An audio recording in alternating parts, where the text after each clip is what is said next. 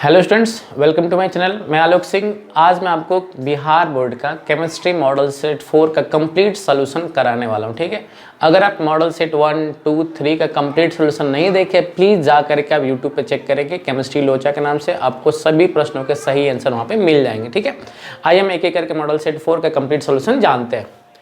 इनमें से कौन फ्रैंकल दोष एवं शॉर्टकी दोष दर्शाता है? Which of the following show Frenkel and Schottky defect? अगर आप चैप्टर 1 यानी सॉलिड स्टेट ठीक से पढ़े होंगे ना, तो उसमें एक ही एग्जाम्पल है जो Frenkel defect and Schottky defect दोनों दर्शाता है, और उस एग्जाम्पल का नाम है AgBr, सिल्वर ब्रोमाइड उसका नाम है, जैसे कि मैंने यहाँ पे ऑलरेडी लिख रखा है। ठीक है, दूसरा प्रश्न क्या है? क्रिस्टल तंत्र AB में निम्नलिखित में से किस क्रिस्टल तंत्र में A not equal to B not equal to C एवं alpha beta gamma equal to 90 degree पैमाना रहता? Which of the following crystal AB having A not equal to B not equal to C and alpha equal to beta equal to gamma equal to 90 degree? मतलब ऐसा कौन सा क्रिस्टलीय ठोस है, क्रिस्टलीय जालक है, मतलब क्रिस्टलाइन सॉलिड है, जिसमें एज लेंथ यानी कि भुजा की लंबाई बराबर नहीं होती, परंतु सभी भुजाएं जो हैं एक दूसरे के 90 डिग्री के कोण पर पाया जाता है। आसान भाषा हम समझे क्या कि ऐसा कौन सा क्रिस्टल लैटिस है जहां पर एज लेंथ इक्वल तो नहीं होता, परंतु उनके बीच का जो बॉन्ड एंगल होता है वो 90 डिग्री के इक्वल होता है। तो वो और कोई नहीं, ऑर्थोरोम्बिक है। क्या है? ऑर्थोरोम्बिक में क्या होता है? एज लेंथ बराबर नहीं होता, परंतु सभी एंगल एक दूसरे के 90 डिग्री पर पाए जाते हैं। ठीक है, देखिए ये दोनों प्रश्न जो है ना, ये सॉलिड स्टेट के, जो दोनों के दोनों ही क्वेश्चन है वो सॉलिड स्टेट के। अगर आपको मैं कुछ बेसिक बातें बता दूं तो सॉलिड स्टेट चैप्टर में आपने पढ़ा होगा क्या कि सॉलिड जो होता है वो दो प्रकार का होता है, एक होता है एमॉर्फस और एक होता है क्रिस्टलाइन, यानी कि एक होता है क्रिस्टलीय ठोस और दूसरा होता है अक्रिस्टलीय ठोस। उसके बाद क्या होता है? क्रिस्टल लैटिस, वो होता है 14 प्रकार का। क्रिस्टल लैटिस होता है वो 14 प्रकार का होता है, और क्रिस्टल तंत्र वो होते हैं 7 प्रकार के। ये जो मैं बात अभी आपको बता रहा हूँ ना, इसके बारे में ऑलरेडी जो मॉडल सेट 3 है और मैं बता चुका हूँ। ठीक है, तो चलिए आगे एक एक करके जितने भी प्रश्न इस सेट में हम सभी को सॉल्व करेंगे। ठीक है, तो आप पहले इनका स्क्रीनशॉट ले लीजिए, फिर आगे आइए थर्ड प्रश्न देखते हैं। 1 मोलैरिटी चीनी के विलयन का हिमांक औनमन। 1 मोलैरिटी NaCl के विलयन के हिमांक औनमन से होता है। मतलब यहाँ पे ना चीनी का डिप्रेशन इन फ्रीजिंग पॉइंट का तुलना करना है किसके? सोडियम क्लोराइड के डिप्रेशन इन फ्रीजिंग पॉइंट से। ठीक है ना, तो आपको एक बात समझा दे रहे हैं क्या, ये जो डिपेंड करता है ना, ये डिपेंड करता है, ये जो हम लोग बोल रहे हैं क्या हिमांक का औनमन यानी कि डिप्रेशन इन फ्रीजिंग पॉइंट, ये चैप्टर 2 विलियन का कॉलिगेटिव प्रॉपर्टीज से क्वेश्चन है। किससे? कॉलिगेटिव प्रॉपर्टीज, हिंदी में अगर बोलेंगे तो अणुसंख्य गुणधर्म का क्वेश्चन है। तो जो भी स्टूडेंट्स चैप्टर 2 को एकदम ध्यान से पढ़े होंगे ना, तो ये एक बात जानते होंगे क्या कि जो कॉलिगेटिव प्रॉपर्टीज है ना, वो डिपेंड करता है नंबर ऑफ सॉल्यूट पार्टिकल पर, यानी कि विलय के संख्या पर निर्भर करता है। ठीक है ना, तो एक बात आपको बता दे, चीनी को जब हम पानी में डालते हैं ना, तो ये अपने आयंस में टूटता नहीं है, लेकिन जब हम नमक को पानी में डालते हैं ना, नमक को, तो ये अपने आयंस में टूट जाता है। तो यहाँ आयंस कितना मिल जाता है? 2 ठो। कितना मिल जाता है? 2। अभी मैंने आपसे क्या बोला कि जो कॉलिगेटिव प्रॉपर्टीज है, अणुसंख्य गुणधर्म है, वो आयंस की संख्या पर निर्भर करता है। तो जैसे हम इस नमक को पानी में डालेंगे, आप मुझे 2 आयंस मिलेगा, और जिसका नंबर ऑफ आयंस ज़्यादा होगा, या ये बोल लीजिए कि जिसका नंबर ऑफ पार्टिकल ज़्यादा होगा, उसका कॉलिगेटिव प्रॉपर्टीज ज़्यादा होगा। ठीक है, तो आप साफ साफ देख सकते हैं क्या कि नमक में आयंस की संख्या 2 है, और चीनी तो टूटता ही नहीं है, तो इसकी संख्या 1 है और 1 ही रह जाता है। तो आप बताइए किसकी संख्या 2 है? बताओ। तो NaCl की संख्या 2 है और चीनी की संख्या 1 है, तो आप बताइए किसका डिप्रेशन इन फ्रीजिंग पॉइंट कम होगा? तो चीनी का जो डिप्रेशन इन फ्रीजिंग पॉइंट है, यानी कि हिमांक का औनमन, वो NaCl की अपेक्षा कम होगा। नहीं, हमने यहाँ लिख दिया कम या लेस। इंग्लिश में लिख रखा है compare the depression in freezing point of 1 molarity sugar solution with 1 molarity NaCl solution. मतलब वही जो हमने आपको बताया कि शुगर के डिप्रेशन फ्रीजिंग पॉइंट को NaCl के डिप्रेशन फ्रीजिंग पॉइंट से तुलना करना है। तो हमने आपको बता रखा है कि इसका जो वैल्यू होगा वो NaCl के रिस्पेक्ट में कम होगा। ठीक है, नेक्स्ट सवाल क्या पूछ रहा है कि इनमें से कौन द्वितीय सेल है, यानी कि which of the following is a secondary cell. अब ये बता देते हैं सेकेंडरी सेल क्या होता है और प्राथमिक सेल क्या होता है। जिस सेल को हम रिचार्ज नहीं कर सकते हैं, मतलब जो हमारे घर में बैटरी होगा या सेल होगा जिसको हम रिचार्ज नहीं कर सकते हैं, उसको हम लोग प्राथमिक सेल कहते हैं। और जिस सेल को हम रिचार्ज कर देते हैं उसको हम लोग द्वितीयक सेल या संचायक सेल कहते हैं। ठीक है, क्या बोलते हैं, अगर किताब में द्वितीयक सेल नहीं लिखा रहेगा ना तो यहाँ पर संचायक लिखा होगा, संचायक सेल लिखा होगा। तो थोड़ा सा इस बात का ध्यान रखेंगे, अगर द्वितीय नहीं लिखा रहेगा तो संचायक सेल लिखा रहेगा। ठीक है, और इनमें से कौन है, तो ये प्रश्न जो है चैप्टर 3 का है, ये प्रश्न है चैप्टर 3 का। तो मैं थोड़ा सा इसके बारे में आपको बता दूं क्या कि चैप्टर 3 में एक बात पढ़ा होगा क्या, प्राथमिक सेल और द्वितीय सेल। प्राथमिक सेल के 2 एग्जाम्पल आप बुक्स में से पढ़े होंगे, कौन कौन सा भाई, तो एक पढ़ा होगा शुष्क सेल जिसको हम लोग ड्राई सेल कहते हैं, जो हम लोग अपने घर में ना रेडियो रिमोट घड़ी में लगाते हैं। और एक होता है मरकरी सेल। अब मरकरी सेल क्या होता है, जो हम लोग घड़ी में लगाते हैं, जो कान का जो मशीन होता है उसमें लगाते हैं। कौन कौन सा सेल, मरकरी सेल और शुष्क सेल। तो ये है प्राथमिक सेल, इसको हम रिचार्ज नहीं कर सकते। और दूसरा जो है हम लोग का किताब में मिला होगा पढ़ने के लिए, उसमें एक होगा लेड संचायक बैटरी और एक होगा निकल कैडमियम बैटरी। लेड संचायक बैटरी और एक निकल कैडमियम बैटरी। तो आपको ध्यान में रखा होगा ऑप्शन में लीड स्टोरेज बैटरी है, यानी कि यही वाला बैटरी क्या है जिसको हम रिचार्ज कर सकते हैं, उसका नाम क्या है, लीड स्टोरेज बैटरी। ठीक है, तो मैं आपको ये भी बता रहा हूँ कौन सा प्रश्न किस चैप्टर का है। तो पहला दूसरा जो प्रश्न था ठोस अवस्था का था, और तीसरा विलियन का, और चौथा जो है चैप्टर 3 यानी कि वैद्युत अपघट्ट का प्रश्न है। ठीक है, आप इनका स्क्रीनशॉट लीजिए, फिर हम आगे बात करते हैं। आइए क्वेश्चन नंबर 5 देखते हैं। 10 लीटर दशांश मोलर घोल के लिए घुलने की मात्रा होगी।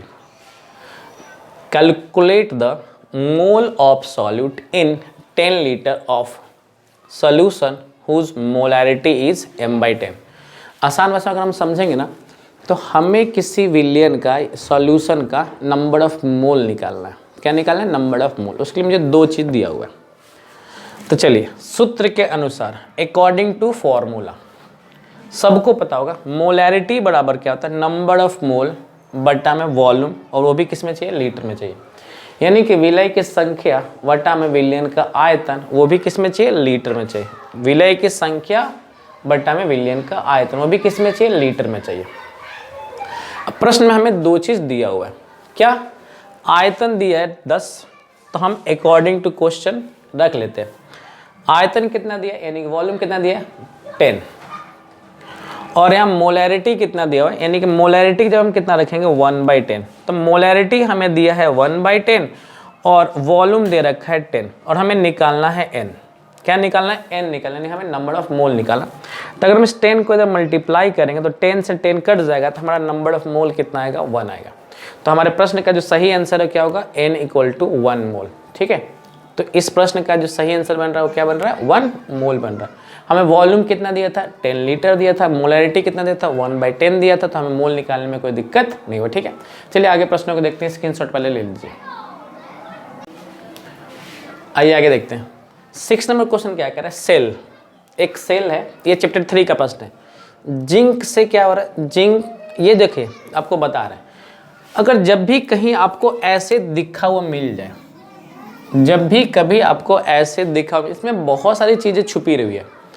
जो सिंगल वर्टिकल लाइन दिखता है ना बाबू, उसको हम लोग कहते हैं phase difference. Single vertical line को हम लोग कहते हैं फेज डिफरेंस, और डबल वर्टिकल लाइन को हम लोग कहते हैं सॉल्ट ब्रिज, लवण सेतु कहते हैं। ठीक है, तो सिंगल वर्टिकल लाइन को हम लोग कहते हैं फेज डिफरेंस, अवस्था परिवर्तन, और डबल वर्टिकल लाइन को हम लोग क्या कहते हैं, सॉल्ट ब्रिज यानी कि लवण सेतु। अब कह रहा है क्या कि इसको देख करके बताइए, जिसका कि सेल विभव कितना है, सेल का विभव कितना है, 1.1 वोल्ट है। मतलब आपको इसको देख करके बताना है क्या कि इस रिएक्शन में कैथोड कौन है, जिसका सेल पोटेंशियल कितना दिख रहा है 1.1 वोल्ट है। तो एक बात आपको बता दें, कैथोड का हमेशा अपचयन होता है। क्या होता है? अपचयन, यानी रिडक्शन होता है। तो हमें ये देखना पड़ेगा कि जिंक और कॉपर में किसका रिडक्शन हो रहा है।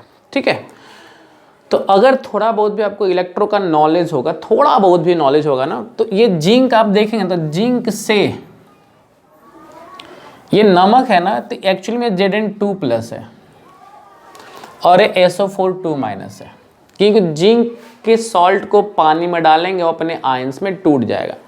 तो जिंक आपका बदल रहा है Zn2+ में, और ये आपका कॉपर है ना, ये +2 से बदल रहा है कॉपर में, +2 से बदल रहा है कॉपर में।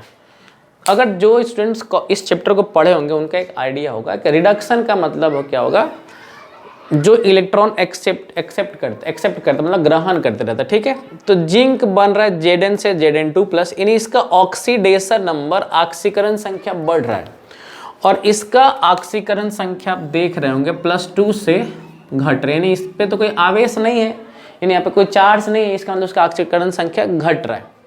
तो जिसका ऑक्सीकरण संख्या घटता है यानी कि ऑक्सीडेशन नंबर घटता है, उसी का रिडक्शन होता है।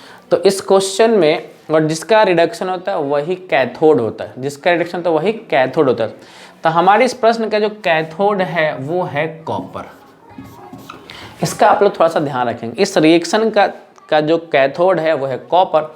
अगर एनोड पूछता तो हमारा होता है जिंक, अगर एनोड हम लोगों से पूछ लेता तो होता हमारा जिंक। ठीक है, अगला सवाल क्या कर रहा है, जो क्वेश्चन नंबर 7 है, एक रिएक्शन दिया हुआ है, ये रिएक्शन है,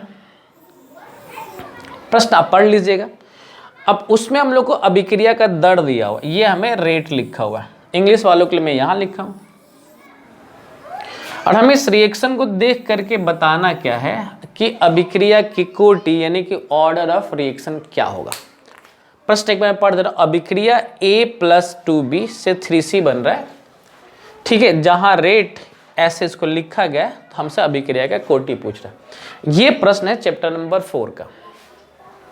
अगर किसी स्टूडेंट को चैप्टर नंबर 4 का नॉलेज होगा तो ये बात अच्छी तरीके से पढ़ा होगा, अभिक्रिया की कोटि का परिभाषा क्या होता है, अभिक्रिया की कोटि का परिभाषा क्या होता है, यानी कि ऑर्डर ऑफ रिएक्शन का डेफिनेशन क्या होता है। तो मैं आपको एक बार पढ़ के बता दे रहा हूँ, सुन लो, याद होगा तो बढ़िया बात है।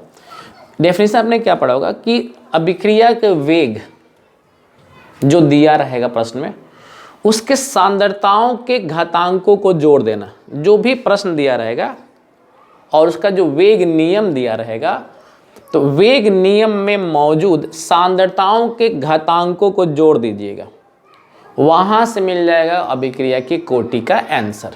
अंग्रेजी वालों को बता रहे हैं बाबू, किसी भी प्रश्न में ना ऑर्डर ऑफ रिएक्शन निकालने का सबसे अच्छा तरीका क्या है कि आप उसके रेट एक्सप्रेशन को देखो। तो ये हम लोग का रेट एक्सप्रेशन है, गौर से देख लो। और हमने रेट एक्सप्रेशन में देख करके क्या करना है कि जो कॉन्सेंट्रेशन दिया है ना, यानी कि सांद्रता, उसके पावर को जोड़ दो। तो जैसे हम जोड़ेंगे हम लोग को ऑर्डर ऑफ रिएक्शन आ जाएगा। ठीक है ना, तो ऑर्डर ऑफ रिएक्शन आपको दिख रहा होगा कि इसका पावर कुछ भी नहीं, इसका मतलब 1 होगा, और इसका पावर कितना है 0, यानी हम लोग का अभिक्रिया का जो कोटि होगा वो कितना होगा 1 होगा। तो आपको ऑप्शन में किस पे टिक करना है 1 पे। कैसे बोल रहे हैं 1 होगा, और इसका पावर 1 है और इसका पावर 0, तो दोनों को जोड़ेंगे तो 1 आएगा। दोबारा बता दे रहे बाबू, जो भी वेग नियम दिया रहेगा ना, वेग नियम देखो यहाँ वेग नियम दिया हुआ है, आपको करना है कि उनके सांद्रताओं यानी उसके कॉन्सेंट्रेशन के घातांक यानी कि पावर को जोड़ देना है। ठीक है, कॉन्सेंट्रेशन के पावर को अगर हम लोग जोड़ देंगे तो हमें हमारा ऑर्डर ऑफ रिएक्शन मिल जाएगा। बहुत आसान सवाल पूछते हैं, बहुत इजी सवाल पूछते हैं। ठीक है ना, तो इसमें कैथोड कौन है, कॉपर है, इसमें हमारा ऑर्डर ऑफ रिएक्शन कितना है 1 है। ठीक है, चलिए आप इस प्रश्न को टिक कर स्क्रीनशॉट लीजिए, फिर आगे बात करते हैं। आइए क्वेश्चन नंबर 8 को देखते हैं। ये भी एक न्यूमेरिकल है जो कि चैप्टर 4 से बिलोंग करता है। कौन से चैप्टर, चैप्टर 4 रासायनिक बलगतिकी, यानी इंग्लिश वालों के लिए बात करेंगे तो केमिकल काइनेटिक्स। प्रश्न क्या कह रहा है कि प्रथम कोटि की एक अभिक्रिया है, मतलब फर्स्ट ऑर्डर रिएक्शन एक है, जिसका 75% रिएक्शन कंप्लीट होने में 72 मिनट लगता है। तो आधा रिएक्शन कंप्लीट होने में कितना समय लगेगा, यही हम लोग का प्रश्न है। ठीक है, अब एक बात बताओ, रिएक्शन 75% कंप्लीट हो गया तो बचा कितना होगा बताओ, तो 25%। तो इसको बनाने के लिए मैंने यहाँ पे कुछ ऑलरेडी लिख रखा है, आप समझ लीजिएगा। R एक रिएक्टेंट है यानी कि अभिकारक है, और P हमारा उत्पाद है, यानी कि अभिक्रिया जो है R से P की तरफ चल रही है। ठीक है, टाइम जब 0 है तो उस समय अभिकारक की सांद्रता हम लोग 100% मान लेते हैं, तो उत्पाद तो 0 रहा होगा। अब क्या कह रहा है, क्या प्रश्न के हिसाब से कि 72 मिनट में रिएक्शन 75% पूरा हो गया। तो पूरा होने का मतलब क्या है कि अब जो 75% हो तो उत्पाद में चला गया होगा, यानी प्रोडक्ट में चला गया होगा। तो बचा कितना, तो 25%। अब हम लोग बात करते हैं अकॉर्डिंग टू फॉर्मूला, यानी फर्स्ट ऑर्डर रिएक्शन का फॉर्मूला क्या है वो बात कर लेते हैं। होता क्या है, 2.303 log CR0 by CR equal to KT, log CR0 by CR equal to KT। अब यहाँ पे बता रहे हैं क्या, CR0 बाबू बता दे रहे हैं वो प्रारंभिक सांद्रता है, CR0 जो है वो इनिशियल कॉन्सेंट्रेशन, ये हमारा CR0 है। और CR क्या है, जो बचा हुआ कॉन्सेंट्रेशन, यानी कि जो बची हुई सांद्रता है हम लोग उसको CR से रिप्रेजेंट करते हैं। ठीक है, K आपको पता है वेग स्थिरांक यानी कि रेट कांस्टेंट है, और T समय है जो कि हमको दिया हुआ है। अब हम लोग चुप करके खाली वैल्यू पुट करेंगे, हमारा आंसर आ जाएगा 2.303 log 100/25 equal to K into 72। ठीक है, तो जैसे 25 से 100 को डिवाइड करेंगे 4 आ जाएगा, तो 2.303 log 4 और 72 को जब डिवाइड करेंगे तो यहाँ 72 लिख दिया, तो हमारा K आ जाएगा। सॉल्व करने पे हमारा आंसर K का क्या था, 0.0192 मिनट इनवर्स आएगा। क्या आएगा, मिनट इनवर्स। लेकिन हम लोगों से ये नहीं पूछा था, हम लोग से पूछा आधा रिएक्शन पूरा होने में कितना समय लगेगा। इसका मतलब हाफ लाइफ आपसे पूछ रहे, क्या पूछा, अर्ध आयु पूछ रहे, क्या पूछा, अर्ध आयु। तो according to half life formula, half life equal to 0.693/K। एक बात आपको बता दे, ये जो फॉर्मूला प्रथम कोटि के लिए, शून्य कोटि के लिए नहीं, यानी कि फर्स्ट ऑर्डर रिएक्शन का हाफ लाइफ है 0.693/K। अब हमें K पता है, K का मान यहाँ रख दो, तो K के वैल्यू से इसको डिवाइड कर देंगे तो हमारा हाफ लाइफ यानी कि आधा समय निकल जाएगा। वो कितना आएगा, 36.09 मिनट, और ऑप्शन में 36 मिनट दिया हुआ है, तो यही हम लोग का सही आंसर है। ठीक है, तो रिएक्शन पूरा सिंपल है, आप एक बार देख लीजिए खुद से, आप इसका स्क्रीनशॉट लीजिए, आपको सही आंसर मिल गया। आइए क्वेश्चन नंबर 9 और 10 देखते हैं। 9 में क्या पूछ रहे, कोलाइडी कणों का आकार क्या होता है। हम लोगों से कोलाइडी पार्टिकल का साइज पूछ रहा है। तो एक बात आपको बता देते हैं सभी लोगों को, कोलाइड का साइज क्या होता है। देखो ये बाबू, इसका ना बड़ा सिंपल आंसर है, 1 नैनोमीटर से 1000 नैनोमीटर, ये कोलाइडल पार्टिकल का साइज है। 1 नैनोमीटर से 1000 नैनोमीटर। अब नैनोमीटर का मतलब सबको पता, 10 का पावर -9 मीटर, और यहाँ हो जाएगा 10 का पावर -6। अगर नैनोमीटर में दिया होगा तो इस पर टिक कर लीजिएगा, मीटर में दिया होगा तो इस पर टिक कर लीजिएगा।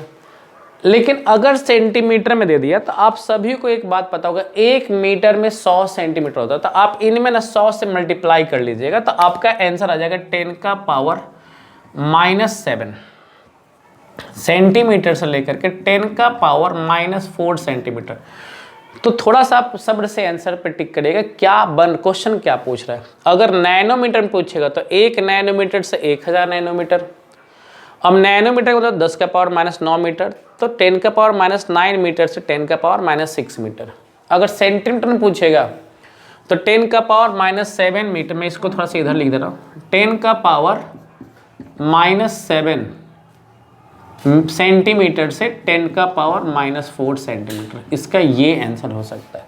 अगर सेंटीमीटर में पूछेगा तो उस पर टिक करेगा, मीटर में पूछेगा तो इस पर टिक करेगा, और नैनोमीटर में पूछेगा तो इस पर टिक करेगा। ठीक है, अगला सवाल क्या पूछ रहा है, ग्लिसरीन की उपस्थिति में H2O2 का जो अपघटन दर है वो घट जाता है। मतलब ध्यान में ये रखेंगे इंग्लिश वालों कि सवाल ये पूछ रहा है कि H2O2 का जो डिकम्पोजिशन का रेट था वो ग्लिसरीन के प्रेजेंस में घट जा रहा है। तो यहाँ पर ग्लिसरीन कैसा वर्क कर रहा है, तो एक बात ध्यान रखें, जो रिएक्शन को घटाता है ना, स्पीड को घटा देता है, उसको हम लोग इनहिबिटर कहते हैं, यानी कि संदमक कहते हैं। क्या कहते हैं? संदमक। तो जो भी रिएक्शन के गति को घटा देता है उसको हम लोग इनहिबिटर कहते हैं, या हिंदी में क्या बोलते हैं? संदमक कहते हैं। ठीक है, तो दोनों प्रश्नों में कोई डाउट तो अब नहीं है। नैनोमीटर में इतना होगा, मीटर में इतना होगा, सेंटीमीटर इतना होगा। किसका? कोलाइड का साइज। कोई भी, मैं सिर्फ इसके प्रश्न की बात नहीं कर रहा, किसी प्रश्न में अगर ये पूछना है कि अभिक्रिया का दर घट गया, रिएक्शन का रेट घट गया, तो वहाँ जो चीज़ डाल रहे हैं ना, वो वहाँ पे इनहिबिटर का काम कर रहा है, यानी कि संदमक का काम कर रहा है। ठीक है, तो आप अपने इस प्रश्न का स्क्रीनशॉट लीजिए, फिर हम एक एक करके आगे बढ़ते हैं। आइए आगे देखते हैं। प्रश्न नंबर 11 क्या है? देखिए इस रिएक्शन को आप ध्यान से देखिए। इस रिएक्शन को देख करके आपको बता रहे किस चैप्टर का क्वेश्चन है। ये चैप्टर 6 और कौन से टॉपिक का ये बता, लीचिंग टॉपिक का है। हिंदी वाले के लिए अगर चैप्टर 6 में निछालन दिख रहा होगा, निछालन, वहाँ ये मिल रहा होगा। और पूछ क्या रहा है कि जो एम है वो कौन सा धातु, कौन सा मेटल हो सकता है। तो यार एम जो यहाँ पे होगा ना, वो या तो गोल्ड होगा या तो सिल्वर होगा। इसका ध्यान आप रखेंगे। एम ऑप्शन आप देखिएगा कि गोल्ड है कि सिल्वर। एयू मतलब गोल्ड है और एजी मतलब सिल्वर है। नेक्स्ट सवाल क्या पूछ रहा है कि रेडियम किससे प्राप्त होता है। तो रेडियम किससे, रेडियम का और क्या है। तो जो अकॉर्डिंग टू जो ऑप्शन है उसमें तो कोई नहीं है, तो ऑप्शन के हिसाब से हमारा आंसर होगा नॉन ऑफ दीज। मैं आपको सही आंसर बता रहा हूं क्या है। जो रेडियम है वो यूरेनियम से मिलता है। रेडियम किससे मिलता है? यूरेनियम से मिलता है। ठीक है, हरा थोथा किससे कहते हैं? विच of the following is A green vitriol. मैं आपसे बोल रहा हूँ ना कि जो भी स्टूडेंट्स मेरा एक वीडियो नहीं देखा, केमिस्ट्री कन्हैया पार्ट 2, वहाँ मैंने सम इम्पॉर्टेंट कंपाउंड, कुछ महत्वपूर्ण यौगिक के नाम लिखे और आपको हम बता रहे हैं हर एक सेट में उससे प्रश्न 4 से 5 प्रश्न आ रहे हैं। तो आप प्लीज़ उस वीडियो को जाकर के ज़रूर देखिएगा। अब पूछ रहे कि हरा थोथा यानी कि ग्रीन विट्रॉल किससे कहते हैं। तो ग्रीन विट्रॉल कहते हैं FeSO4 7H2 को कहते हैं। ग्रीन विट्रॉल हम लोग कहते हैं FeSO4 7H2। ठीक है, अगर यहाँ पूछता ब्लू विट्रॉल किसे कहते हैं तो वो होता है CuSO4 5H2। ठीक है, लेकिन हमसे पूछ रहा हरा थोथा किसे कहते हैं, तो FeSO4 7H2। नेक्स्ट सवाल क्या है? उत्कृष्ट गैस का विन्यास क्या है, यानी कि ग्रुप मतलब इनर्ट गैस का विन्यास क्या होता है, इलेक्ट्रॉनिक कन्फिगरेशन। तो इनर्ट गैस का जो कन्फिगरेशन होता है विन्यास NH2NP6 होता है। लेकिन यहाँ एक बात और बताना पड़ेगा, एक्सेप्ट हीलियम उसका होता है 1s2। तो थोड़ा सा इसका बिल्कुल ध्यान रखेंगे। हीलियम का जो विन्यास होता है वो 1s2 होता है, उसको छोड़ करके सभी का विन्यास क्या होता है NH2NP6 होता है, यानी बाहरी कक्षा का जो विन्यास होगा वो होगा NH2NP6 होगा। ठीक है, आइए इसके स्क्रीनशॉट ले लीजिए, फिर आगे बात करते हैं।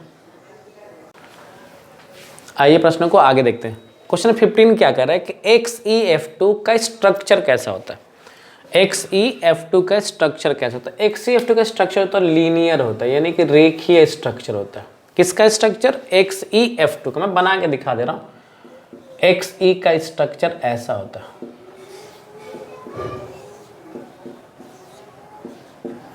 और ये प्रश्न जो है, ये प्रश्न है आपका P ब्लॉक चैप्टर नंबर 7 का। इससे भी एक इंपॉर्टेंट सवाल पूछता है क्या कि XeF4 का स्ट्रक्चर कैसा होता है। तो इसका स्ट्रक्चर भी ध्यान रखेंगे, इसका तो स्क्वायर प्लेनर होता है। ठीक है, इससे ज़्यादा रिपीट इस प्रश्न को करता है कि XeF4 का स्ट्रक्चर कैसा होता है, वर्ग समतलीय होता है। ठीक है ना, ये सेट नंबर 3 में प्रश्न पूछा हुआ अभी तक। नेक्स्ट सवाल क्या पूछा? 3D श्रेणी कि 3D सीरीज में किस एटॉमिक नंबर तक वाले तत्व पाए जाते हैं। किस एटॉमिक नंबर तक वाले तत्व पाए, तो 21 से लेकर 30 तक, यानी 21 से 30 तक वाले एलिमेंट इस 3D श्रेणी में, यानी 3D सीरीज में पाए जाते हैं। नेक्स्ट सवाल क्या पूछ रहे? क्रोमियम का अधिकतम अस्थाई ऑक्सीकरण संख्या कितना होता है। क्रोमियम का अधिकतम अस्थाई ऑक्सीकरण संख्या कितना, अस्थाई मतलब स्टेबल ऑक्सीडेशन स्टेट कितना होता है, तो +3 होता है। क्रोमियम का स्टेबल हाईएस्ट ऑक्सीडेशन स्टेट कितना होता है, +3। अगर सवाल ये पूछता कि क्रोमियम का हाईएस्ट ऑक्सीडेशन नंबर कितना है, क्रोमियम का हाईएस्ट ऑक्सीडेशन नंबर कितना है, तो उस प्रश्न का आंसर होता +6। ठीक है, अगर आपसे फिर पूछना, अगर ये पूछता है कि क्रोमियम का हाईएस्ट ऑक्सीडेशन नंबर कितना है, तो आप टिक करते +6 पे। लेकिन हम लोगों से पूछा क्या है, क्रोमियम के स्टेबल यानी कि अस्थायी अधिकतम ऑक्सीकरण संख्या क्या है, तो +3 है। ठीक है, अब इस कंपाउंड का आपसे प्रसंकरण यानी कि हाइब्रिडाइजेशन पूछ रहा है। ठीक है, तो इसका हाइब्रिडेशन होता है DsP2 होता है। जिस लड़के को हाइब्रिडेशन निकालने नहीं आता है, ये जो प्रश्न है चैप्टर 9 से, ये प्रश्न चैप्टर 9 से है, और ये प्रश्न चैप्टर 8 से है, ये भी प्रश्न चैप्टर 8 से, और ये प्रश्न चैप्टर 7 से। 7, 8 और 9। जिस लड़के को या जिस विद्यार्थी लड़की को हाइब्रिडेशन निकालने नहीं आता है, उसको चैप्टर 9 का VBT वाला कॉन्सेप्ट्स पढ़ना चाहिए। VBT, valence bond theory. जिसको वैलेंस बॉन्ड थ्योरी नहीं आता है, वो उस चैप्टर का 3 चीज़ नहीं बता सकता। क्या? कि उस कंपाउंड का मैग्नेटिक प्रॉपर्टीज कैसा होगा, स्ट्रक्चर कैसा होगा, और उसका हाइब्रिडेशन कैसा होगा। तो अगर उसका नहीं आता है तो प्लीज़ जाकर पढ़िएगा, नहीं तो दिक्कत हो जाएगा। ठीक है, और ये VBT जो टॉपिक बहुत इंपॉर्टेंट टॉपिक है चैप्टर 9 का। आप इसके स्क्रीनशॉट लीजिए, फिर आगे वाले प्रश्नों को हल करते हैं। आइए आगे देखते हैं। 19 नंबर क्वेश्चन क्या कह रहा है कि इनमें से कौन आंतरिक कक्षक का जटिल आयन है। इनमें से कौन आंतरिक कक्षक का जटिल आयन है। Which of the following is a inner orbital complex ion. फिर वही बात है ना, ये घुमा फिरा करके ये वाला प्रश्न हो या ये वाला हो या इसके पहले वाला प्रश्न हो, ये जितने भी क्वेश्चन आपसे बनेंगे ये चैप्टर 9 के प्रश्न, और उन्हीं लड़कों से या लड़कियों से बन पाएगा जिनको VBT का अच्छा खासा नॉलेज होगा। VBT नहीं आता है, प्लीज़ जाकर के पढ़िएगा। ठीक है, इनर मतलब इंटरनल ऑर्बिटल्स किस चीज़ में यूज करेंगे। ठीक है, तो जो भी ऑप्शन है उनमें से मैं आंसर बता रहा हूँ, उसका सही आंसर ये वाला है। ठीक है, नेक्स्ट सवाल क्या पूछ रहा है कि NaCl4 का पावर 2- में इसकी ज्योमेट्री यानी कि ज्यामिति क्या होगी। टेट्राहेड्रल यानी कि ये बहुत इंपॉर्टेंट क्वेश्चन है, कई बार रिपीट कर चुका है। किसकी ज्योमेट्री यानी कि संरचना कैसे होगी, तो चतुष्फलक की होगी। ठीक है, निम्नलिखित, अच्छा इसके में से एक सवाल और बनता है, सर इसका हाइब्रिडाइजेशन क्या होगा। तो इसका हाइब्रिडाइजेशन होता है sp3। हाइब्रिडाइजेशन होगा यानी प्रसंकरण होगा sp3। संरचना कैसा है, चतुष्फलक है। निम्न में से कौन प्रशीतक है, मतलब जो प्रश्न दिया उनमें से कौन रेफ्रिजरेंट है।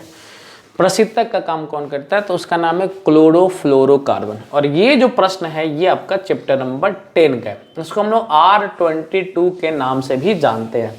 इसका और नाम क्या है, क्लोरोफ्लोरोकार्बन। इसका क्लोरोफ्लोरोकार्बन भी नाम है। जैसे फ्रीज नहीं आता, फ्रीज, उनमें एक देखने के पीछे एक चैम्बर लगा तो उसमें गैस भरा जाता है, उसी गैस की वजह से ना फ्रीज में रखा हुआ सामान ठंडा हो पाता है।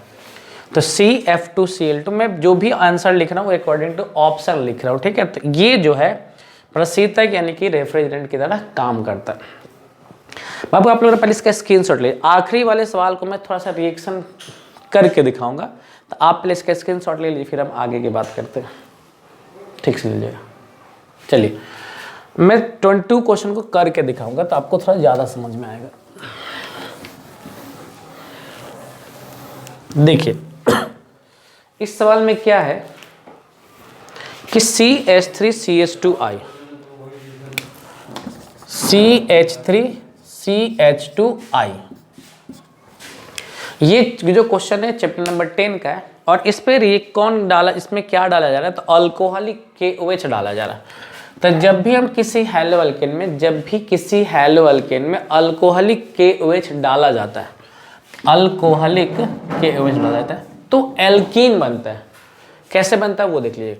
जिस कार्बन पर हैलोजन लगा होता है उसको हम लोग अल्फा कहते हैं, और उसके बगल वाले कार्बन को हम लोग बीटा कहते हैं। अब इस CH3 को हम ऐसे भी लिख सकते हैं। ठीक है, तो जैसे ही हम हैलो अल्केन में अल्कोहलिक KOH डाल देते हैं तो बाहर में ये वाला चीज़ निकल जाता है, यानी बाहर मिलेगा HI, और क्या बन जाएगा, तो यहाँ डबल बॉन्ड, यानी हमें मिलेगा एल्कीन। हमेशा ध्यान रखें क्या कि जब भी हैलो अल्केन में अल्कोहलिक KOH डाल दिया जाएगा तो एल्कीन प्राप्त होता है, एल्कीन। और फिलहाल हम लोग को मिल गया इथीन, और ये जो है हम लोग का X है। क्या है, X। अब क्या करें कि इस X में हम लोग Br2 डालेंगे। क्या डालेंगे, Br2। तो X में जब हम लोग Br2 डालेंगे, Br2, तो क्या होगा, ये पाई बॉन्ड को तोड़ देगा और एक Br इधर आ जाएगा और एक Br इधर आ जाएगा। तो जैसे इसमें हम लोग Br2 डालेंगे तो हमारा आंसर बनेगा CH2 Br और CH2Br। ये हम लोग का Y है, ये हम लोग का क्या है Y। अब हम लोग इसमें क्या डालने वाले हैं KCN, क्या डालने वाले हैं KCN डालने वाले हैं, ठीक है। तो अब एक बात बताएंगे, इसमें प्लस माइनस वाला भाग ये होता है और ये प्लस वाला भाग होता है, ठीक है। ये बात भी हम शायद सेट 1 में बताए होंगे क्या कि जब भी हैलो अल्केन में KCN डालते हैं तो हैलोजन की जगह पर साइनाइड आ जाता है। अगर AgCN डालेंगे तो आइसोसाइनाइड आ जाएगा, ठीक है। तो हम लोग को डाला गया KCN, इसका हम 2 मोल ले लेंगे क्योंकि 2 जगह हैलोजन है। इसमें ये माइनस वाला भाग होता है और कार्बन इसके सामने प्लस वाला भाग होता है। वैसे ये माइनस वाला भाग है और ये हमारा भाग है प्लस वाला। आगे आपको समझ में आ रहा होगा कि इसका प्लस और इसका माइनस, यानी बाहर हम लोग को मिलेगा -2kBr और जहाँ जहाँ Br था वहाँ वहाँ पे Cn आ जाएगा, जहाँ जहाँ पर Br था वहाँ वहाँ पर Cn आ जाएगा। तो अकॉर्डिंग टू ऑप्शन हम लोग का ये वाला सही आंसर है, ठीक है। देखिए हम लिखने को तो हम बता ही दिए थे कि Z क्या है, लेकिन आपको जब पूरा करके बताया ना, प्रश्न पूछा था कि Z इनमें से Z क्या है, Z नहीं सॉरी, आपसे इनमें से पूछ रहा है क्या क्या क्या क्या, X क्या है, X। खैर कोई बात नहीं, अगर आपसे X पूछेगा तो X बता सकते हैं, Y पूछेगा तो Y बता सकते हैं और Z पूछेगा तो Z बता सकते हैं। तो हमने आपको सब बता रखा है कि क्या आपका प्रश्न है, उस हिसाब से आप सही पे टिक मार लेंगे, ठीक है ना। तो जब दोबारा बता रहे हैं, जब भी हैलो अल्केन में अल्कोहलिक केस डालेंगे तो एल्कीन बनेगा, Br2 डाल देंगे तो पाई बॉन्ड टूट करके दोनों तरफ Br आ जाएगा। और जब हम लोग हैलो अल्केन में पोटेशियम साइनाइड डालते हैं तो साइनो ग्रुप जाकर जुड़ता है और सिल्वर साइनाइड डालते हैं तो आइसोसाइनो ग्रुप जाकर के जुड़ता है, ठीक है। आई होप आपको प्रश्न समझ में आ गया होगा। आप इसके स्क्रीनशॉट लीजिए, फिर आगे बात करते हैं। आइए आगे देखते हैं। 23 नंबर क्वेश्चन क्या करे कि प्राइमरी सेकेंडरी टर्सरी अल्कोहल में क्वथनांक का क्रम क्या होगा, यानी कि primary alcohol, secondary alcohol, tertiary alcohol में किसका बॉइलिंग पॉइंट ज़्यादा होगा। तो बॉइलिंग पॉइंट का जो ऑर्डर है वो प्राइमरी अल्कोहल का ज़्यादा होता है, फिर सेकेंडरी का, फिर टर्सरी का ज़्यादा होता है। नेक्स्ट सवाल क्या है, ये एक देखो साइक्लिक ईथर है, ये एक साइक्लिक ईथर था CH2 CH2 और O तथा RMgX, यानी सवाल ये है कि ग्रिगनार्ड रिएजेंट जब ईथर से रिएक्शन करेगा तो क्या बनाएगा। तो जो स्टूडेंट्स मेरा ग्रिगनार्ड रिएजेंट वाला टॉपिक नहीं देखे, आप देखिएगा हम पूरे ऑर्गेनिक में जितना ग्रिगनार्ड रिएजेंट से कंपाउंड बनता है सब बताए हुए हैं। एक यहाँ भी बता दे रहे हैं, ग्रिगनार्ड रिएजेंट क्या होता है, अल्काइल मैग्नीशियम हैलाइड को हम लोग ग्रिगनार्ड रिएजेंट कहते हैं, ठीक है। तो इसमें R जो है माइनस वाला पार्ट है और Mg प्लस वाला पार्ट है। अब यहाँ पे वही ढूंढ लेते हैं, oxygen is more electronegative than carbon, तो ये माइनस वाला पार्ट हो जाएगा और ये प्लस वाला पार्ट हो जाएगा, ठीक है। तो ये बीच से टूट जाएगा तो माइनस वाला पार्ट प्लस पे आ जाएगा और प्लस वाला पार्ट माइनस पे चल जाएगा। तो आप साफ साफ देखेंगे कि जो R है वो CH2 पे जा रहा है, तो R अच्छा ये CH2 फिर इससे जुड़ा होगा, R इस पे जा रहा है क्या, और ये फिर इससे जुड़ता R CH2 CH2 और ये इससे O से जुड़ा हुआ और O पे क्या आएगा, प्लस वाला भाग आ जाएगा। O पे कौन सा भाग आएगा, प्लस, यानी कि Mg वाला भाग आ जाएगा, ठीक है। हम इसका करेंगे हाइड्रोलिसिस, तो हाइड्रोलिसिस जैसे ही करेंगे तो इसमें भी वही बात है, माइनस वाला भाग प्लस पे जाएगा और प्लस वाला भाग माइनस पे जाएगा। तो हमारे लास्ट में ये वाला आंसर बन जाता है, माइनस वाला भाग प्लस वाला भाग माइनस पे और माइनस वाला भाग प्लस पे। तो हम लोग को मेन प्रोडक्ट से मतलब है। इसका मतलब क्या सीखने को मिला कि जब भी हम ईथर का रिएक्शन ग्रिगनार्ड रिएजेंट से कराएंगे तो हमें अल्कोहल प्राप्त होगा, ठीक है। नेक्स्ट सवाल क्या करें, फिनॉल का ब्रोमिनेशन किया जा रहा है, फिनॉल के ऊपर ब्रोमीन का रिएक्शन कराया जा रहा है, किसकी उपस्थिति में कराया जा रहा है, तो कार्बन डाइसल्फाइड की उपस्थिति में कराया जा रहा है। तो एक बात ध्यान रखेंगे, ब्रोमीन या तो ऑर्थो पे जाके जुड़ेगा या तो पैरा पे जाके जुड़ेगा। तो हम दोनों ही पे जोड़ के बताएं, ऑर्थो पे भी जुड़ सकता है और पैरा पे भी जुड़ सकता है, लेकिन किसी इन दोनों में ये पता करना कि मेजर प्रोडक्ट कौन बनता है। तो हमेशा ध्यान रखेंगे कि पैरा वाला जो प्रोडक्ट होगा वो मेजर होगा। तो इसका सही आंसर क्या बनेगा, पैरा ब्रोमोफिनॉल आपका सही आंसर, ठीक। तो अभी तक हमने 25 क्वेश्चन कर लिए, आप इसका स्क्रीनशॉट लीजिए। अभी भी आज हम लोग आगे बहुत सारे क्वेश्चन पढ़ने हैं, तो एक एक करके डाउट अपने क्लियर करिए, इसका स्क्रीनशॉट लेते चलिए। आइए आगे देखते हैं, निम्नलिखित में किसके साथ कैनेजारो अभिक्रिया देता है। बस इतना ध्यान रखेंगे कि जिस एल्डिहाइड में अल्फा एच नहीं होता है, वही कैनिजारो रिएक्शन देता है। ठीक है, तो हम ऑप्शन के हिसाब से बात करेंगे तो कैनिजारो रिएक्शन नहीं देगा, सॉरी यही देगा। हम क्या बोले, वही एल्डिहाइड कैनिजारो रिएक्शन देगा, जिसके पास अल्फा एच नहीं है। आपको हम बता दे रहे हैं ऐसे दो कंपाउंड है, बेंजल्डिहाइड और फॉर्मेल्डिहाइड, जो कैनिजारो रिएक्शन देते हैं। तो ऑप्शन में हम लोग पास फॉर्मेल्डिहाइड है। ठीक है, इस पर टिक कर लेंगे। अगला सवाल क्या है कि बेंजोइक एसिड में ऐसा क्या डाल देंगे कि ये वाला प्रोडक्ट बन जाएगा, तो उसका नाम है SOCl2। SOCl2 according to option की बात कर रहे हैं। वैसे तो हम यहाँ पे PCl5 भी डाल सकते हैं तो भी बन जाएगा, PCl3 डालेंगे तो भी बन जाएगा, लेकिन ऑप्शन में वो नहीं है SOCl2, इसलिए हम इसकी बात करेंगे।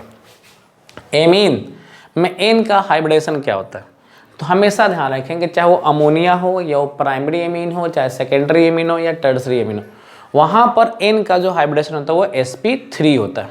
ठीक है, अब नेक्स्ट बात करते हैं कि ए एक कोई कंपाउंड होगा जो कि इससे रिएक्शन करेगा, और आपको बता दें ये और कुछ नहीं है, ये एक हिंसबर्ग रिएजेंट है, हिंसबर्ग रिएजेंट है। और ए हिंसबर्ग रिएजेंट से एक बी नामक कंपाउंड बनाएगा जो कि KOH यानी कि अल्कली, इसको हम हिंदी बोलेंगे क्षार में घुलनशील होता है। ठीक है, तो एक बात आपको बता दें, हिंसबर्ग जो रिएजेंट होता है ना, ये प्राइमरी एमीन, सेकेंडरी एमीन और टर्सरी एमीन के आइडेंटिफिकेशन में काम आता है। Primary amine, secondary amine, tertiary amine के आइडेंटिफिकेशन में काम आता है। आपको आगे बता रहे, प्राइमरी एमीन जो होता है वो अल्कली सॉल्युबल होता है, मतलब प्राइमरी एमीन जब हिंसबर्ग रिएजेंट से रिएक्शन करके जो कंपाउंड बनाता है वो अल्कली में सॉल्युबल होता है, प्राइमरी एमीन। लेकिन सेकेंडरी एमीन जब हिंसबर्ग रिएजेंट से रिएक्शन करता है वो अल्कली में सॉल्युबल नहीं होता है। ये बात आपको मिलेगा चैप्टर नंबर 13 यानी कि एमीन वाले चैप्टर में पढ़ने को मिलेगा। तो आपका सही आंसर होगा प्राइमरी एमीन। अगला सवाल क्या है कि माल्टोस के जल अपघटन इनके हाइड्रोलिसिस पर क्या प्राप्त होता है, यानी कि माल्टोस में जब हम लोग हाइड्रोलिसिस करते हैं तो हमें सिर्फ और सिर्फ ग्लूकोज प्राप्त होता है। अगर यहाँ पे होता है कि सुक्रोज के जल अपघटन पर क्या प्राप्त होता है तो हम लोग बोलते हैं ग्लूकोज एंड फ्रक्टोज प्राप्त होता है। ठीक है, अगर बोलता है कि लैक्टोज के जल अपघटन पर क्या प्राप्त होता है तो ग्लूकोज एंड गैलेक्टोज प्राप्त होता था। लेकिन हमारा सवाल क्या माल्टोस, तो माल्टोस का जब हम लोग हाइड्रोलिसिस करते हैं तो हमें सिर्फ और सिर्फ ग्लूकोज प्राप्त होता है। ठीक है, तो इसका स्क्रीनशॉट लीजिए फिर आगे बात करते हैं। आइए आगे देखते हैं। लिखा है रतौंधी किस विटामिन की कमी से होता है, इट मीन्स नाइट ब्लाइंडनेस किस विटामिन की कमी से होता है, तो होता है विटामिन ए। ठीक है, विटामिन ए की कमी से होता है रतौंधी यानी कि नाइट ब्लाइंडनेस होता है। अगला सवाल क्या है, फिनॉल किसके निर्माण में प्रयुक्त होता है, यानी कि फिनॉल का यूज कहाँ करते हैं, तो फिनॉल से हम क्या बना सकते हैं, तो अकॉर्डिंग टू ऑप्शन हम लोग बेकेलाइट बनाते हैं। एक बात ध्यान रखें फिनॉल का, अब एक बात बता रहे हैं कि एक एग्जाम में कभी ये भी आपसे पूछ लेगा कि फिनॉल किसके साथ रिएक्शन करके बेकेलाइट बनाता है, तो फिनॉल जो है फॉर्मेल्डिहाइड के साथ रिएक्शन करके बेकेलाइट का निर्माण करता है। अब ये बेकेलाइट क्या है भाई, तो सभी के घर में इलेक्ट्रिक स्विचेस जो होंगे ना, कुकर के जो हैंडल हो रहा है तो ब्लैक कलर का जो होता है वो सभी के सभी बेकेलाइट से बना होता है। ठीक है, तो बेकेलाइट बनाने में दो चीज़ का प्रयोग करते हैं, एक फिनॉल और एक फॉर्मेल्डिहाइड का हम लोग प्रयोग करते हैं बेकेलाइट बनाने में।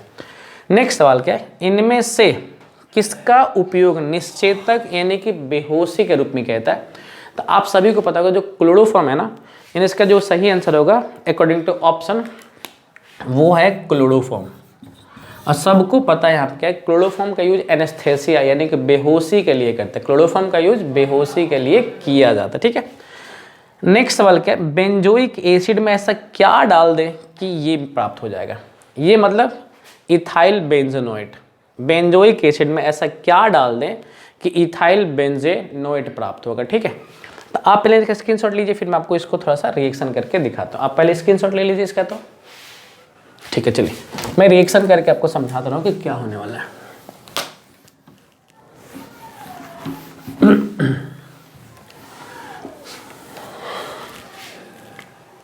देखिए बेंजोइक एसिड में ऐसा क्या डाल दे कि इथाइल बेंजोनोएट प्राप्त हो जाएगा, तो आप इसमें डाल दीजिए C2H5OH डाल दीजिए। इसको ऐसे लिख लीजिए C2H5OH। तो जो भी लोग चैप्टर 11 का एस्टरीफिकेशन पढ़े होंगे, एस्टेरिफिकेशन क्या होता है, तो एस्टरीफिकेशन में क्या होता है कि कार्बोक्सिलिक का OH और अल्कोहल का H बाहर निकल जाता है और बाकी चीज वहां जाकर के चिपक जाएगा, तो COOC2H5 प्राप्त हो जाता है। आपको समझ में आ गया कि हमारा X क्या है, यानी कि बेंजोइक एसिड में अगर हम इथेनॉल मिला देंगे तो हमारा इथाइल बेंजोनेट बन जाएगा। X वाला हम थोड़ा सा जल्दीबाजी मिटा दिए। सवाल ये था क्लोरामीन टी क्या है, क्लोरामीन टी। तो मैं किसी वीडियो में बताया भी था, क्लोरामीन टी जो है, क्लोरामीन टी, क्लोरामीन टी क्या है, तो क्लोरामीन टी एक तरह का डिसइंफेक्टेंट है, डिसइंफेक्टेंट यानी कि विषक्रमांकीय, विषक्रमांकीय, ध्यान रखेंगे। क्लोरामीन टी क्या है, एक तरह का विषक्रमांकीय, लेकिन ऑप्शन में ना डिसइंफेक्टेंट दिया ही नहीं है, वहां दिया है एंटीसेप्टिक। तो आपको हम क्लास में ऑलरेडी बताए हैं, क्या किस वीडियो में आप देख लीजिएगा कि जो डिसइंफेक्टेंट और एंटीसेप्टिक में बहुत बारीक सा अंतर होता है। अगर हम किसी चीज को त्वचा के ऊपर लगाते हैं, यानी कि लिविंग सेल के ऊपर लगाते हैं, तो हम उसको एंटीसेप्टिक कहते हैं। लेकिन अगर हम उसी चीज से अगर हम किसी नॉन लिविंग थिंग्स के ऊपर यूज करेंगे या नॉन लिविंग थिंग्स को साफ करेंगे, तो उस दौरान हम लोग उसको डिसइंफेक्टेंट्स कहते हैं। तो जैसा कि ऑप्शन में हम देख रहे हैं कि उसमें डिसइंफेक्टेंट है ही नहीं, तो क्या हम क्लोरामीन टी का प्रयोग एंटीसेप्टिक की तरह कर सकते हैं? हाँ, तो हाँ कर सकते, एंटीसेप्टिक की तरह कर सकते, लेकिन एक शर्त है, जब इसका कॉन्सेंट्रेशन कम हो। क्या? इसकी सांद्रता जब कम होगी तो हम इसका प्रयोग एंटीसेप्टिक के तरह भी कर सकते हैं। तो क्लोरामीन टी एक प्रकार का डिसइंफेक्टेंट है। अगर आपको टिक करना होगा कि एंटीसेप्टिक और डिसइंफेक्टेंट में क्या है, तो आप टिक करेंगे डिसइंफेक्टेंट पे। अगर ऑप्शन डिसइंफेक्टेंट नहीं है तो हम लोग किस पे टिक करेंगे?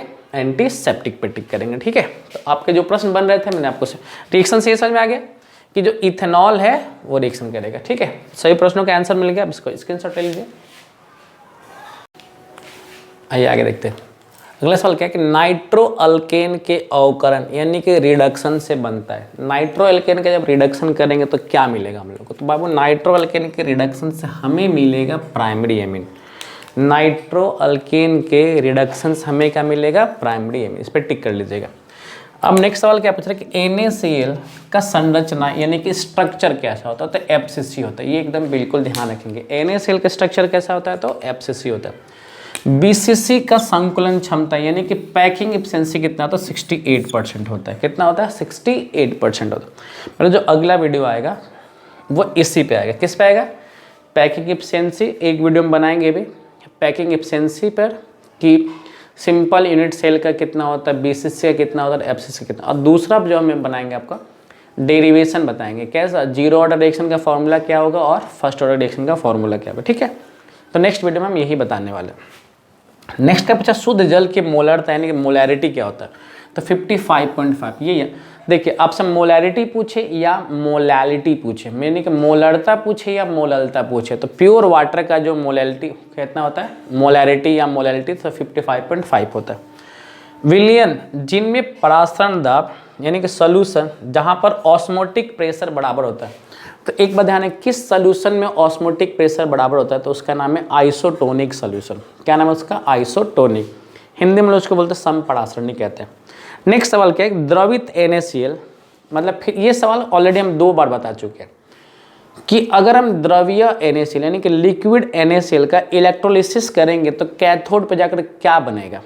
फिर बोल रहे हैं द्रवीय NaCl के यानी कि लिक्विड NaCl के इलेक्ट्रोलिसिस पर कैथोड पर जाकर के क्या इकट्ठा होगा? तो वो है सोडियम। क्या इकट्ठा होगा बताओ? सोडियम। मैं दोबारा बता दे रहा हूँ, अगर लिक्विड NaCl का इलेक्ट्रोलिसिस कर रहे हैं तो कैथोड पर जाकर के सोडियम बैठता है। अगर हम लोग एक्वस NaCl का इलेक्ट्रोलिसिस करेंगे, ध्यान सुनिएगा, लिक्विड NaCl का करेंगे तो सोडियम जाकर के कैथोड बैठेगा। लेकिन अगर एक्वस NaCl यानी कि जलीय NaCl का इलेक्ट्रोलिसिस यानी कि विद्युत अपघटन करेंगे तो हाइड्रोजन जाकर के कैथोड पर बैठता है। ठीक है ना, ये हम पहले ही बता चुके हैं, दोबारा बता रहे हैं। आप इसका स्क्रीनशॉट लीजिए, फिर आगे बात करते हैं। आइए आगे देखते हैं। नेक्स्ट सवाल क्या है, फराडे का द्वितीय नियम। फराडे का कौन सा नियम? द्वितीय नियम, यानी फराडे का सेकंड लॉ किस पे डिपेंड करता है? तो हिंदी में क्या बोलेंगे, वैद्युत अपघट्य के समतुल्य भार के। फराडे का जो सेकंड नियम किस पे डिपेंड करता है? विद्युत अपघट्य के समतुल्य भार के। इंग्लिश में क्या बोलेंगे, इलेक्ट्रोकेमिकल इक्विवेलेंट वेट। फराडे का जो सेकंड नियम है वो इलेक्ट्रोकेमिकल इक्विवेलेंट वेट पे डिपेंड करता है, ठीक है। मरकरी सेल में इलेक्ट्रोलाइट क्या है, यानी कि मरकरी सेल का वैद्युत अपघट्य क्या है? तो मरकरी सेल का जो वैद्युत अपघट्य है उसका नाम है KOH और ZNO। रिएक्शन A से B, उसका वेग नियम कैसे लिखेंगे? तो जैसा आप सभी को पता है, क्या यहाँ D मतलब होता है चेंज, और जो कोष्टक दिख रहा है वो कॉन्सेंट्रेशन है, तो change in concentration of A by change in time.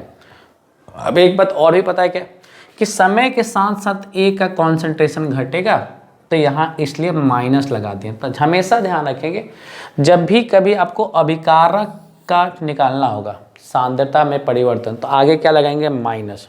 अगर प्रोडक्ट का निकालना होता तो ऑप्शन में यही दिया हुआ है, इसलिए इस पर टिक कर लेंगे। अगर बी के संदर्भ में दिया होता ना तो इसका आंसर क्या होता है, dB/dt, लेकिन ऑप्शन में यही दिया, इस पर टिक करेंगे, ये भी सही आंसर है।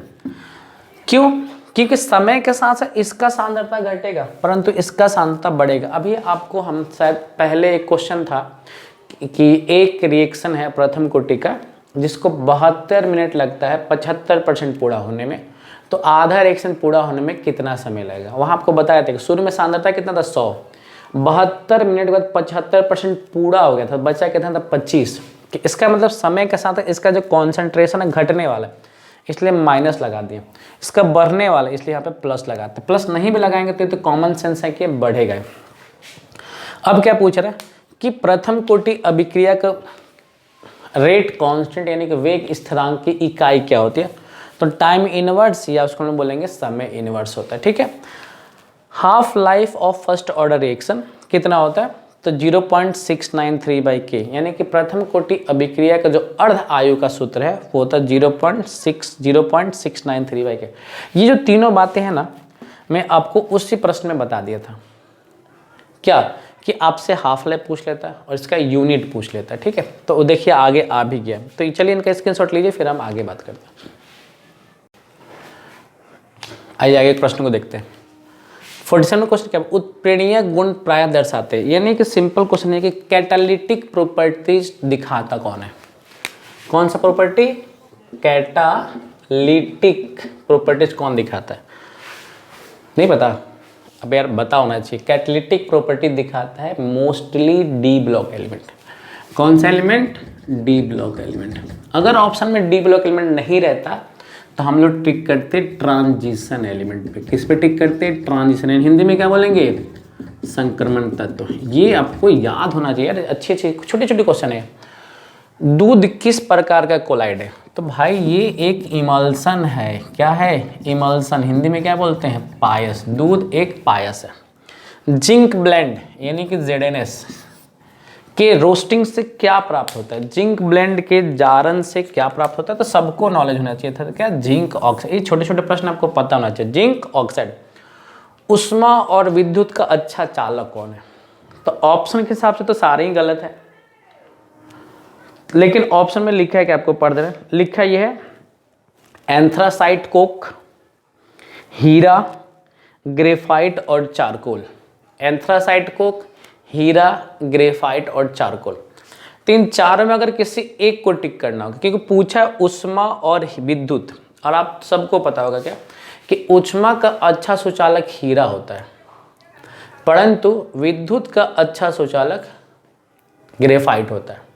हीरा में विद्युत का प्रवाह नहीं हो सकता और ग्रेफाइट में उष्मा का प्रवाह नहीं हो सकता।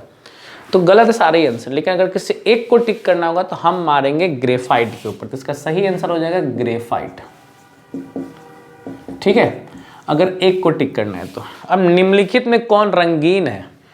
तो NH3 अमोनिया कलरलेस होता है, N2O कलरलेस होता है, NO कलरलेस, NO2 जो है ना यही एक रंगीन होता है। अब गोताखोरी यानी कि जो स्कूबा डाइवर्स होते हैं, गोताखोर, वो अपने सिलेंडर में कौन सा गैस भरते हैं?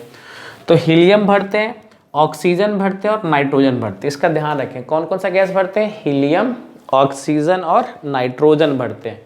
अगर ऑप्शन में दो का भी कॉम्बिनेशन हो तो ध्यान से देखिएगा, तो ऑक्सीजन और हीलियम अधिकतर दिया रहता है, लेकिन एक्चुअली में तीनों भरते हैं, नाइट्रोजन भी भरते हैं, ऑक्सीजन भी भरते हैं और हीलियम भी भरते हैं। तो जो स्कूबा डाइवर्स होते हैं, गोताखोर, अपने सिलेंडर में हीलियम, ऑक्सीजन और नाइट्रोजन तीनों को भरते हैं। ठीक है, चलिए आप स्क्रीनशॉट लीजिए, फिर आगे बात करते हैं।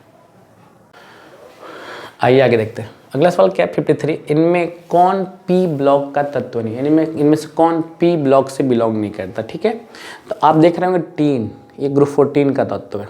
ठीक है, एल्युमिनियम ग्रुप 13 का तत्व है। ठीक है, मैग्नीशियम ग्रुप 2 यानी कि एस ब्लॉक का तत्व है। हमें यही ना पता करना इनमें से कौन पी ब्लॉक का तत्व नहीं। कौन है आपका आंसर? मैग्नीशियम सही आंसर है। अगला सवाल क्या है कि चमड़ा के शोधन में किसका प्रयोग करते हैं, कि लेदर की रिफाइनिंग में किसका प्रयोग करते हैं? तो हम लोग प्रयोग करते हैं पोटास, जिसे हम लोग उसको हम बोलते हैं क्रोमियम एलम। हमारा सही आंसर होगा क्रोमियम एलम का हम लोग प्रयोग लेदर इंडस्ट्री में यूज करते हैं एज ए रिफाइनिंग के तौर पे। नेक्स्ट सवाल क्या है, इसमें आपका कि कोबाल्ट का ऑक्सीडेशन नंबर कितना होगा? तो इस क्वेश्चन को देख करके हम बता सकते हैं कोबाल्ट का ऑक्सीडेशन नंबर -1 होगा। अगला सवाल इसमें क्या पूछा है कि इनमें से कौन विनाइल हैलाइड है? बाबू एक बात ध्यान रखना, विनाइल हैलाइड की पहचान क्या होती है कि जिस कार्बन पर हैलोजन एटम लगा हो उस पर डबल बॉन्ड होना चाहिए। क्या होना चाहिए? डबल बॉन्ड होना चाहिए, यानी कि जिस कार्बन पे डबल बॉन्ड है और उसी पे अगर हैलोजन लगा है तब हम उसको क्या बोलते हैं? विनाइल हैलाइड कहते हैं। तो 4 ऑप्शन में ये हमारा सही आंसर। देखिए, जिस कार्बन पे डबल बॉन्ड है उसी पे हैलोजन लगा हुआ है। अगला सवाल क्या पूछ रहा है कि इथाइल अल्कोहल का अगर हम रिएक्शन ब्लीचिंग पाउडर से कराएं तो क्या होगा? तो क्या होगा? OH हट के Cl लग जाएगा। ये हमारा आंसर होगा, OH हट के क्या लग जाएगा? Cl।